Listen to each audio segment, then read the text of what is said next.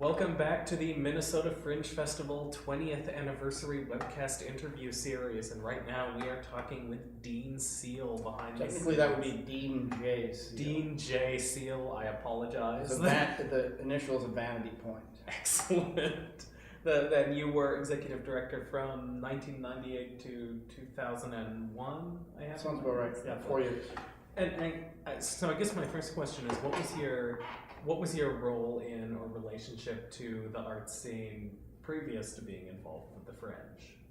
I was a performer. I was in a thing called Modern Entertainment, which predated comedy clubs in this town. No. And then out of that came Mr. Elk and Mr. Seal, which was a comedy duo, mostly in New York. We played at Catch a Rising Star with like Chris Rock and Rosie O'Donnell and Jerry Seinfeld and that class of comics as they were going up. And then we did some stuff for the Comedy Channel before it became Comedy Central.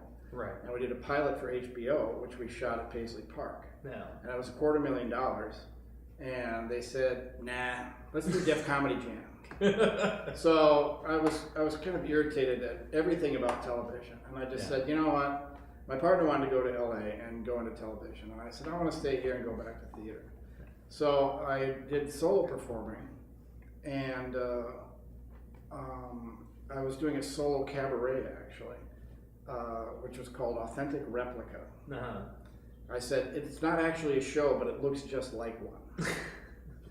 If you look at the very first Fringe program, if there is one in the archives, I've seen it. I'm the very first show. Yeah. Because it's listed alphabetically and by time slot, and I was like the last guy to sign up. So I got the worst time slot, which was noon on Thursday.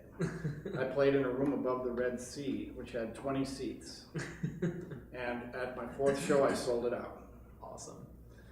But then also I ended up running the Bryant Lake Bowl Cabaret Theater. Mm-hmm. And I basically doubled attendance there by just packing it with shows. Yeah. When Rob and I, Mr. Elk, were in New York, we worked with Louis Black at the West Bank Theater Bar. And they had 2 shows a night every night of the week. Mm-hmm. And I said, that's what we should do here. So we ramped it up. And then, so I became an advisor on the advisory board to the Fringe for the first 4 years. And for the first couple of years I helped, and then it wasn't going the way I thought it should go. So I didn't do shows, and I didn't really participate. But then when Bob McFadden got to the point where he wanted to give it up, I asked if I could do it, and that's how he got the job. That's interesting, because I just talked with Leah a bit about this too, and it sounds like in those early years there wasn't really so much an application process or a search committee, or it was a much more casual. There were 2 guys, yeah, Bob McFadden and Jason McLean. Yeah. Jason McLean at the Loring was the guy who said, I'll help you guys. He provided 2 venues for free. No. There were 4 venues, and 2 of them were in the Loring, and one of them was the Ballet of the Doll Space. No. And so that was kind of the route. And then he would buy like an ad, Mm-hmm. and then give us free meeting space and stuff like that. So it was Jason McLean who tried to keep the flame going. Yeah. He didn't bail us out or anything, but he managed to make sure that there was something there for us to build from. So I met those guys at the Dunn Brothers on 34th and Hennepin, and I said, give me the ball. That's one thing that you sent it in an email to me. The image that stuck with me was when you talked about having a Mac Plus and a phone in an unfinished basement. I'm still in that unfinished basement. Yeah, this was before the internet. Okay? Yeah.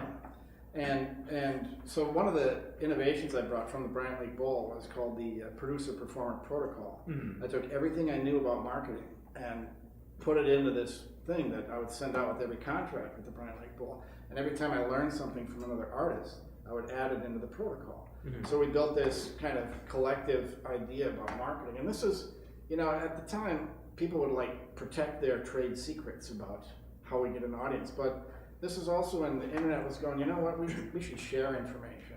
And that's how it's going to work. And so this was an example of how that worked.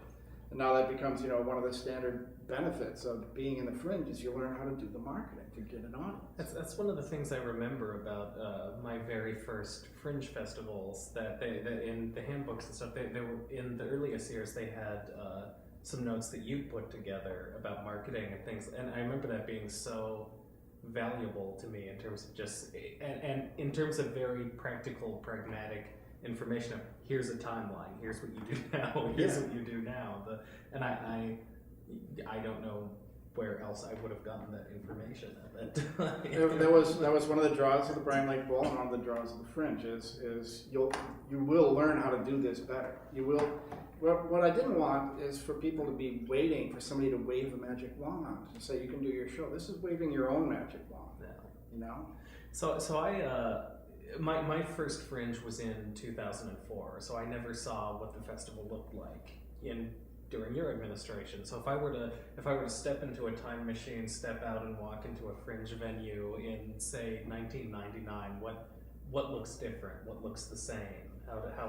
What is the festival like at that time?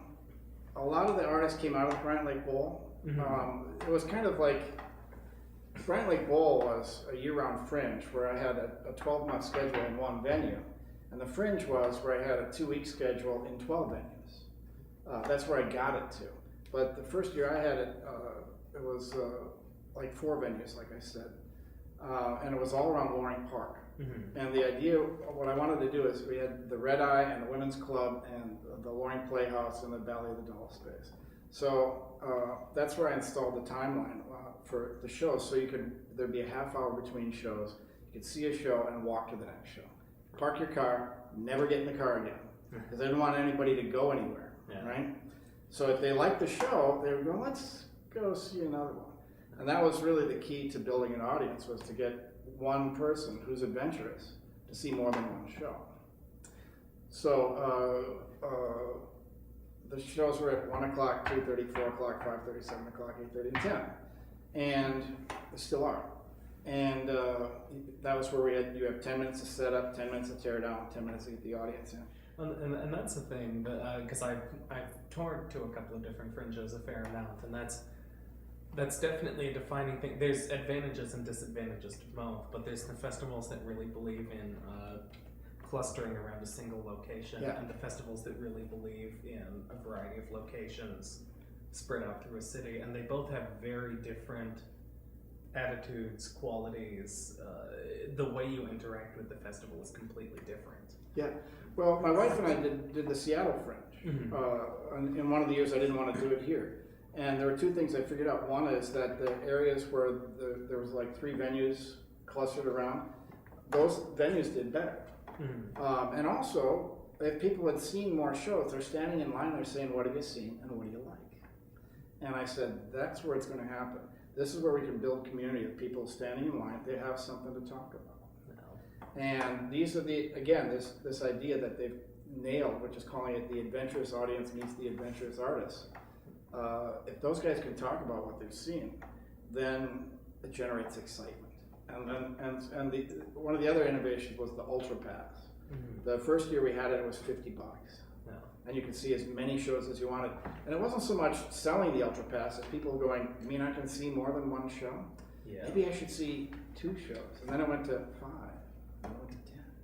And that's a big thing I've seen too, touring, is because I've done very young, new festivals, and I've done festivals that have been around for a while, but there's the key point, there's a clear transition that I see, where in the earliest festivals, people are coming to see a specific show, or 2 or 3 specific shows, and that it takes a while, it takes a couple of years, it can take a lot of years before people finally go, oh, to the place where they are now with the Minnesota Fringe, where they're not coming to see a show, they're coming to see the festival, and the shows are a byproduct. Yeah, if they've had a positive experience, then they'll take those chances.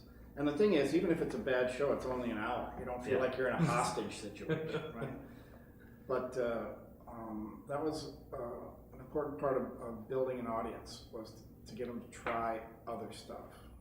All right, well, I think that's about our time, and I think that's a great note for us to end on. Thank you so much for joining me here, and that's it for this particular webcast. Stay tuned, and next we'll be talking to some of the performers who worked during the Dean Seal era, so stick around for that. Thank you.